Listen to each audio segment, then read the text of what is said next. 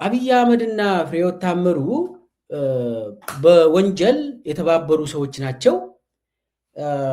ግንኙነታቸው ያው እስከዛሬ ድረስ ያልተነካች ሚኒስቴር እሷ ነች። ፍሬሕይወት ታምሩ ማለት የኢትዮ ቴሌኮም ዋና ዳይሬክተር ነች። ልክ አብይ አህመድ ወደ ስልጣን እንደመጣ በሁለተኛው ወር አይ ቲንክ ጁላይ ውስጥ መሰለኝ ሾማት። ከዛ በኋላ አትነካም እሷ ፍሬሕይወት ታምሩ አትነካም። ለምንድን ነው ይሄ ነገር? ትስስራቸው ምንድን ነው? ወንጀላቸው ምንድን ነው? የኢትዮጵያ ሕዝብ እስከ ዛሬ ድረስ ስለ ፍሬሕይወት ታምሩ ብዙ የእሷ ወንጀል አያውቁም፣ አናቅም፣ አናወራም፣ አንናገርም። እንደ እሷ እኮ አንደኛ ልክ ከአብይ ጋር ስልጣን ያዘች የማትነካ ሴት ነች። ሁለተኛ ደግሞ እንደው ቅዱስ ነች ተብላ ምንም እኮ እሷ በቃ ሴት ነችና ምንም በቃ ወንጀል የላትም ምናምን ተብሎ ስሟ ላይ ጃምፕ ይደረጋል።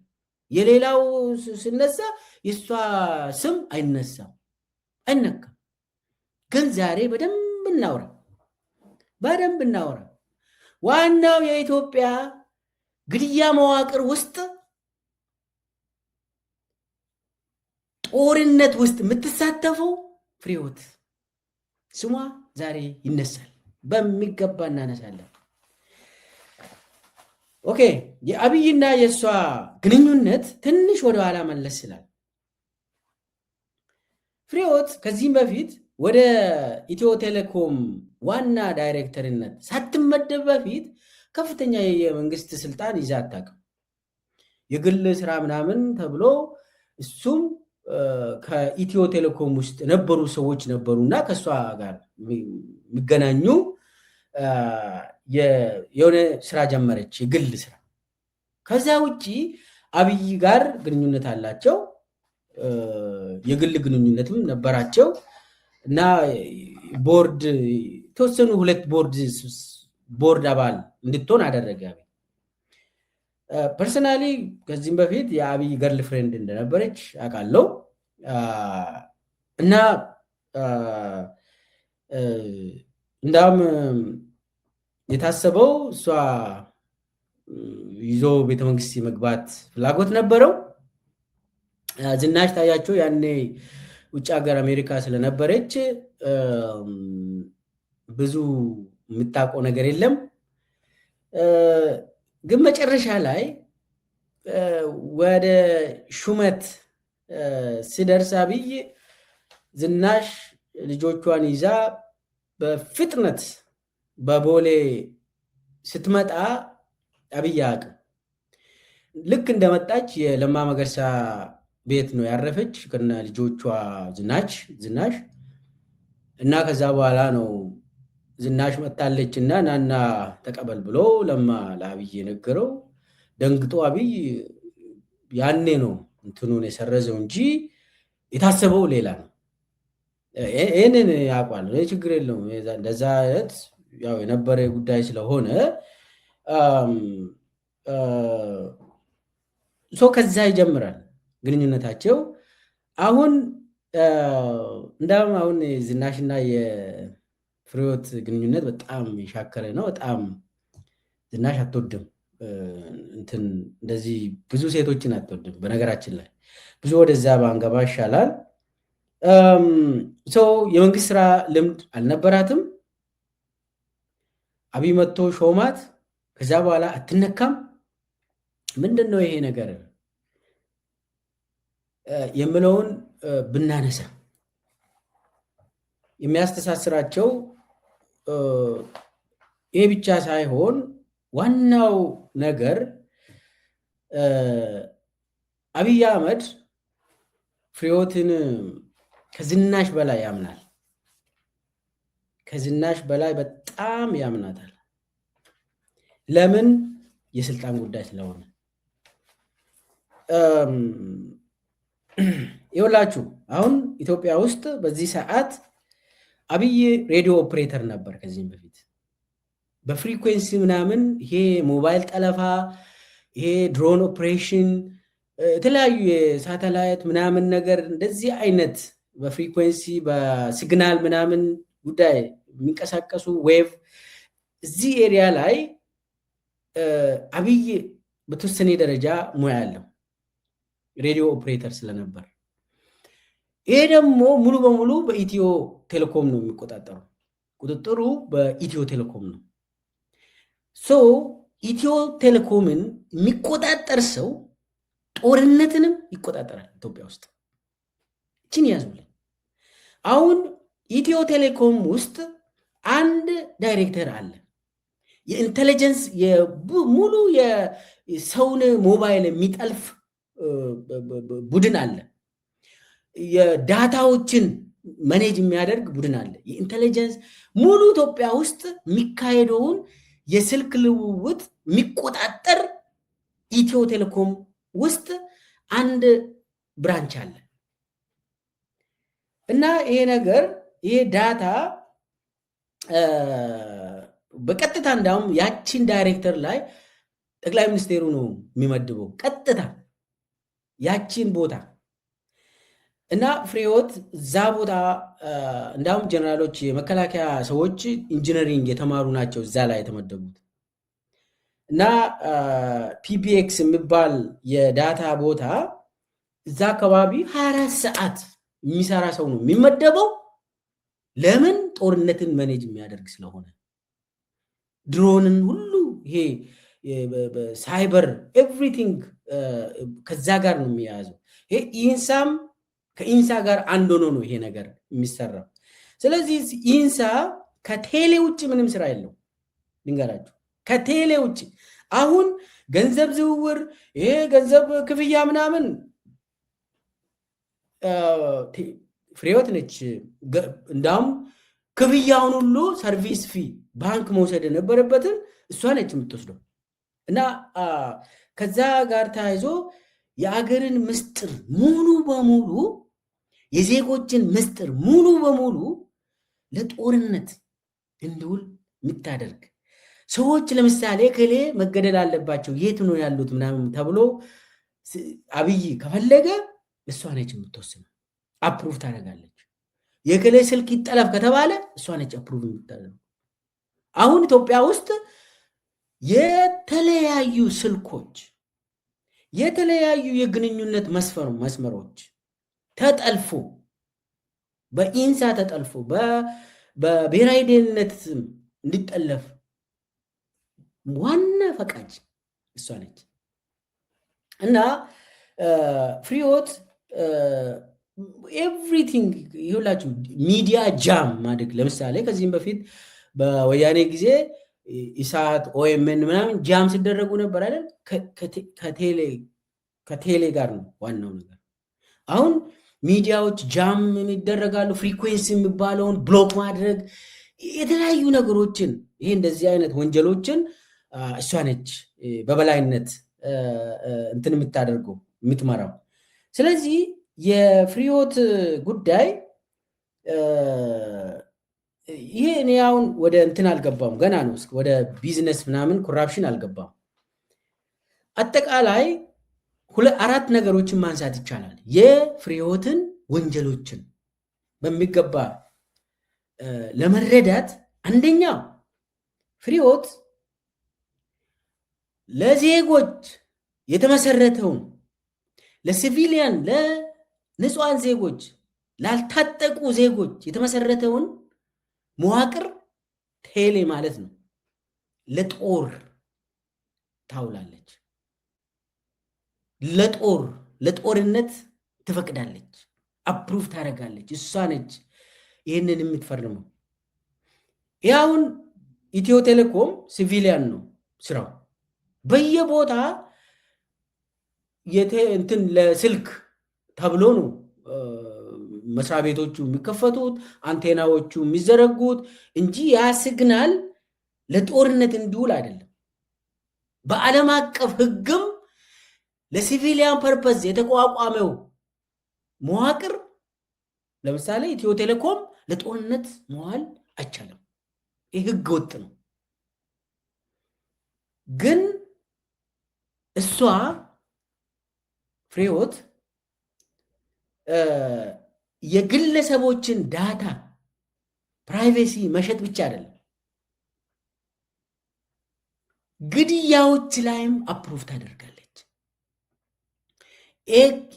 ለምሳሌ አንድ ሰው ሞባይሉን ይዞ እየተንቀሳቀሰ ከሆነ የክሌ ሞባይል ነምበሩን እንትን ታደርግና እክሌ እንትን እንዲያዝ ወይ እንዲገደል እሷ ነች አፕሩቭ የምታደርገው።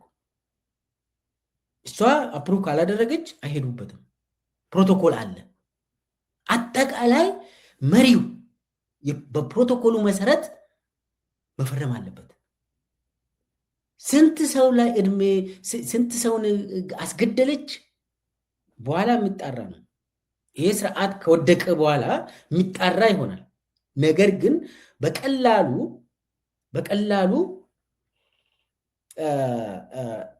አጠቃላይ የኢትዮ ቴሌኮም ኢንፍራስትራክቸሩ የአብይን ጦርነት ፋሲሊቴት የሚያደርግ አደረገች፣ ለዛ አዋለች። አንዱ ይሄ ነው። ሁለተኛው ደግሞ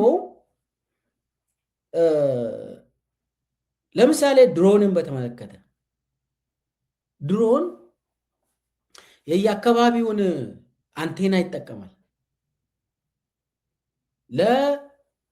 ለስልክ የተቋቋመውን መስሪያ ቤት ለድሮን እንዲውል ታደርግና ሙሉ በሙሉ ኢትዮ ቴሌኮምን የሳይበር ጦርነት ክፍል አደረገች። ለምሳሌ በየጊዜው አርሶ አደሩ ይገደላሉ። እሷ ነች የምትፈርመው፣ ትፈርማለች። ቅርብ ጊዜ አማራ ክልል ውስጥ ሞኖክሴዎች ሴቶች ቤተክርስቲያን ውስጥ ተገደሉ። ያንን ሁሉ ኦቶራይዝ የምታደርገው እሷ ነች።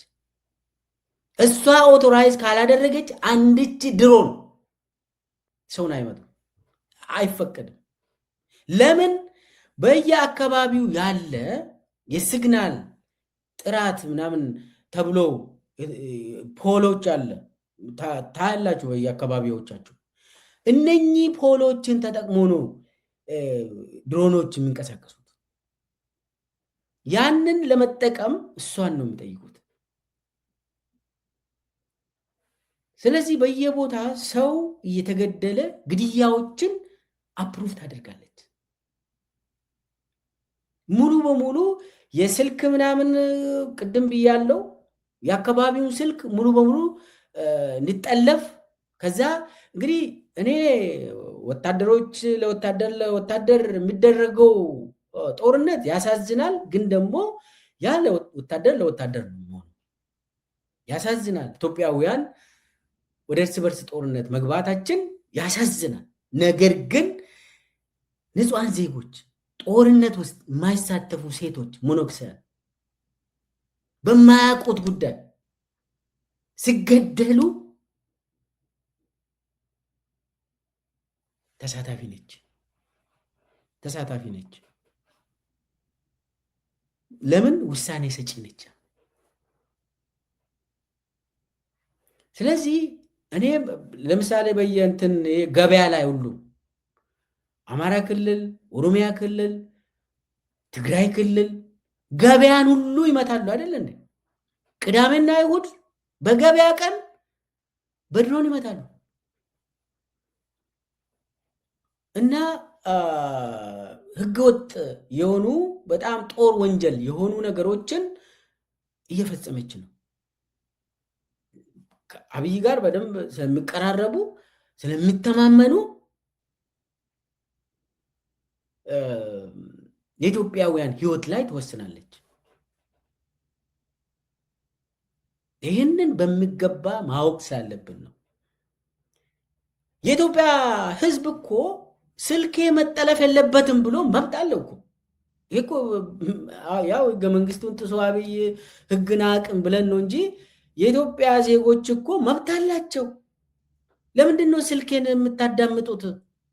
ህገ ወጥ ነው። ያው ፍርድ ቤት የለማ በአብይ ዘመን። የት ነው የምትከሰው? የት ነው አቤት የምትለው? ከላይ ስለተበላሸ ያንኑ ሪሙቭ ካላደረግከው መብቴ የለህም፣ ምንም መብቴ የለህም። እና አንዱ የድሮን እንቅስቃሴና የዜጎች ግድያን በተመለከተ በየጊዜው የሚደረገው ትምህርት ቤቶችን ማቃጠል፣ ገበያ ማቃጠል፣ አርሶ አደሩን መምታት፣ የሃይማኖት አባቶችን በድሮን መጨፍጨፍ፣ ይህ ሁሉ ላይ እሷ ካልፈቀደች አይሆንም። ለምን? ሙሉ በሙሉ ኔትወርኩን እሷ ነች የአካባቢውን ኔትወርክ እሷ ነች የምትቆጣጠረው። አንዱ ይሄ ነው። ሌላኛው የእሷ ወንጀል፣ ትልቅ ወንጀል ደግሞ የጦር መሳሪያ ግዢ ከኢትዮ ቴሌኮም የሚመጣ ገንዘብ ነው የሚጠቀመው አብይ። በተለይ ድሮን ግዢ፣ በየጊዜው ድሮን ይገዛል። አሁን ኢትዮጵያ ውስጥ ትልቅ ገቢ ያለው ኢትዮ ቴሌኮም ነው። ይሄ ገቢ እንደዚህ ገቢ ያለው ምንም የልማት ስራ የለው፣ ምንም የጦር መሳሪያ ግዢ ነው ከዛ የሚመነጨው ገንዘብ የሚውለው በየጊዜው። አሁን አንድ ድሮን ለምሳሌ ዊንግሎንግ ድሮን ለመግዛት ብዙ ሚሊዮን ዶላር ነው አንዷን ለመግዛት። ቲቪቱ ባይራክተሪን ለመግዛት በጣም ከባድ ነው። እንዳውም አካንቺ ምናምን ደግሞ በጣም ውድ ናቸው። አጠቃላይ የጦር መሳሪያ ግዢ ሆኖ ነው የሚያገለግለው የእሷ መስሪያ ቤት ገቢ። ለዚህ ደግሞ ለምን ጦርነትን ፋይናንስ እንደምታደርጊ ትጠየቃለሽ ፍሬህይወት። ይሄ በህግ ነው፣ በህግ አግባብ መጠየቋ አይቀርም፣ የታወቀ ነገር ነው። ህግን መጣስ እንግዲህ እኛ ኢትዮጵያውያን ህግ አለ ብለን ነው የምናምነው። አብይ አህመድ ግን ህግ የለም ብሎ ነው የሚያምነው። ነገ በህጉ መሰረት እንጠያየቃለን። ሁሉም ኢትዮጵያውያን ይጠይቁሻል። ዛሬ ኢትዮጵያ ውስጥ በየቤቱ ለቅሶ ነው። በየቤቱ በሷ መስሪያ ቤት የተገዙ መሳሪያዎች፣ ቦምቦች ኢትዮጵያውያንን ይገላሉ። ግልጽ ባልሆነ መንገድ ነው ደግሞ ይህንን ፋይናንስ የምታደርገው። ለዛ ደግሞ ተጠያቂ ነው የምትሆነው፣ ትጠየቃለች። ሌላው ደግሞ ኮራፕሽን። ያ መስሪያ ቤት ይሄ ቴሌኮም የሚባለው መስሪያ ቤት የሙስና ቤት ነው። ቁጥር አንድ ሙስና ቤት ነው። አይወራማ። ለምን? ትልቁ ገንዘብ ቤት ነው ኢትዮ ቴሌኮም። የምትታለብ ላም ተብሎ ነበር አይደል? ቴሌኮም ያችን ላም የተቆጣጠሩት ፍሬህይወትና አብይ ናቸው። ለኢትዮጵያ ሕዝብ ግን ላም አይደለችም እቺ ቴሌኮም የምትባለው። እና ወተቷን የሚጠጡ እንትኖች አሉ፣ ኮራፕት የሆኑ ሙሰኞች አሉ፣ ፍሬህይወት ጭምር። እና ሙስናቸው ደግሞ እንዳውም ከቅርብ ጊዜ ሳፋሪኮምን እንትን ሽጠው ከዛ በኋላ ካዱት። የሳፋሪኮም ክስ አለ እና ተክደናል ምናምን ብሎ ነበር። ያንን ገንዘብ ወስደው ዶላር ስለሚፈልጉ ያንን ዶላር ደግሞ ተጠቅሞ ጦር መሳሪያ መግዛት ስለሚፈልግ አብይ እንደዛ ድራማ ሰሩ።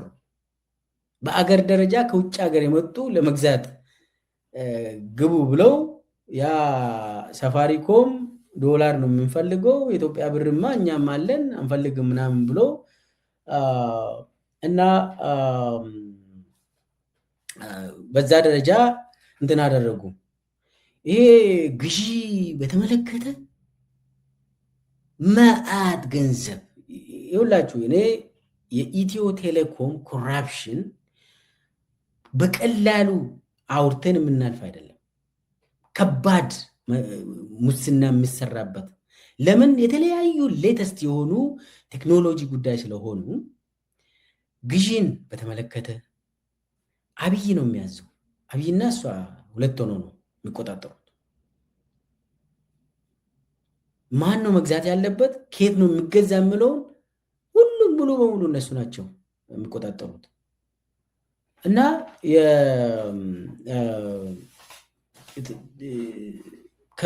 ከእንትን አያመልጡም፣